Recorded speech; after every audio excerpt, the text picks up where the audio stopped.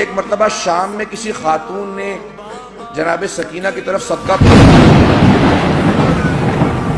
کہا be be صدقہ ہے کھا لینا، پھر میرے بچوں کے لیے دعا کر دینا۔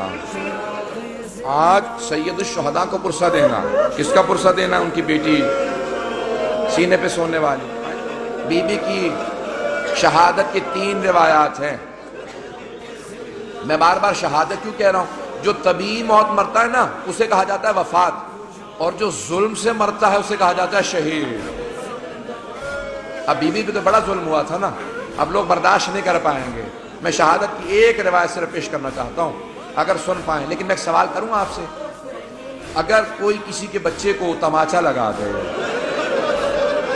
ماں باپ سامنے کھڑے ہوں کیسی کیفیت ہو جاتی ہے؟ خصوصاً اگر ماں بیوہ ہو۔ جب شام غریبہ میں بی بی کو تماچا لگا نا تو جناب رباب نے بڑی حسرت سے جناب زینب کو دیکھا۔ کیوں؟ کہ بی بی میری بچی کو بچا لو۔ جناب زینب نے کہا رباب اب مجھے مت دیکھنا، میرا عباس نہیں رہا۔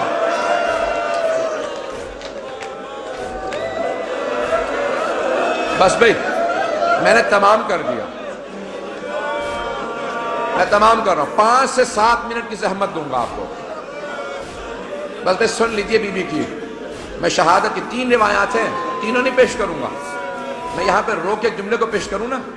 اب سے تقریباً 100 برس پہلے سید محسن الامین العاملی نے اعیان الشیعہ میں لکھا، سید ابراہیم دمشقی بہت بڑے عالم دین تھے، ان کی 3 یا صرف 4 بیٹیاں ہی بیٹیاں تھیں، 68 برس کے تھے، 70 سے 2 کم۔ ان کی بڑی بیٹی نے کہا کہ بابا میں نے رات خواب میں دیکھا ہے بی بی سکینہ آئی ہے، کہتی میری قبر میں پانی آ گیا، اپنے بابا سے کہو کہ میری قبر سے پانی نکال دے۔ تو فوراً سید ابراہیم دمشقی نے کہا کہ بیٹی خبردار اپنی بہنوں کو خواب نہ سنانا، انبیاء کی ائمہ کی قبروں کو کھودنا حرام ہے، ان کے بچوں کی بھی قبروں کو کھودنا حرام ہے، بیٹی اپنی بہنوں کو خواب نہ سنانا، کسی کو خواب نہ سنانا۔ دوسرے دن دوسری بیٹی نے کہا بابا میں نے اس طرح سے خواب دیکھا ہے، ایک چھوٹی سی بچی ہے، وہ میرے خواب میں کہہ رہی تھی اپنے بابا سے کہوں میری قبر میں پانی آ گیا، میری قبر کو تعمیر کی ضرورت ہے۔ کہا بیٹی اپنا خواب کسی کو مت سنانا۔ تیسرے دن تیسری بیٹی نے خواب میں دیکھا، یہاں تک کہ خود سید ابراہیم دمشقی کہتے ہیں میں نے خود خواب میں دیکھا ایک بچی نے کہا کہ سید میں نے تیری بیٹیوں کے ذریعے پیغام بھیجوایا تھا، تو نے ان کی بات کو نہیں مانا، میری قبر کی تعمیر کروا دے۔ اب سید ابراہیم دمشقی بہت بڑے عالم دین تھے، سارے دمشق کے علماء کو جمع کیا، کہا کہ اس طرح سے میں نے خواب دیکھا، کہ پھر آپ تعمیر کروائیں۔ مزدوروں کو جمع کیا، کہا کہ صرف قبر کو کھودنا۔ ایک مزدور نے کہا مجھے کفن محسوس ہو رہا، کہا سب دور چلے جاؤ یہ سید زادی ہے۔ میں جس جملے کو پیش کرنا چاہ رہا ہوں، میں سارے مصائب نہیں پڑھوں گا۔ سید ابراہیم دمشقی کہتے ہیں کہ وہ جو روایت ہے نا کہ یزید نے غسالہ کو بھیجا تھا، کفن کا کپڑا بھیجا تھا، کہ اس روایت کو آئندہ نہ پڑھنا۔ میں کہہ گیا کہ وہ جو اہل سنت کی روایت ہے نا کہ یزید نے کہا غسالہ کو بھیج دو، کفن بھیج دو، حسین کی بچی کو غسل دے دے، کفن دے دیں، کہ اس روایت کو نہ پڑھنا، کہ میں نے کرتے میں لاشا دیکھا ہے، کہ میں نے کرتے میں دیکھا، کہ کانوں میں زخم تھے، کہ ہاتھوں میں نشان تھے رسیوں کے۔ اب بہت سے لوگ اٹھ کے چلے گئے، مجھے پرواہ نہیں ہے، میں 2 جملے پیش کروں گا، اب لوگ برداشت نہیں کر پا رہے، جملے پیش کروں۔ آیت اللہ اشتہاردی نے جو جملے لکھے ہیں، کہا ایک مرتبہ شام کے زندان میں بہت تاریکی تھی، رات کو جناب سکینہ نے خواب دیکھا، خواب میں اپنے بابا حسین کو دیکھا، ایک رو کے جملہ کہا بابا اب مجھے چھوڑ کے مت جانا، بابا شمر نے مجھے بڑے تماچے مارے، بابا میں مسلسل چچا عباس کو پکارتی رہی، میں نے بہت کہا امو میری مدد کو، بابا اب مجھے ساتھ لے جاؤ میں جینا نہیں چاہتی۔ اتنے میں بی بی کی آنکھ کھل گئی، فوراً آواز دی کہ اماں میرے بابا بھی یہیں کھڑے تھے۔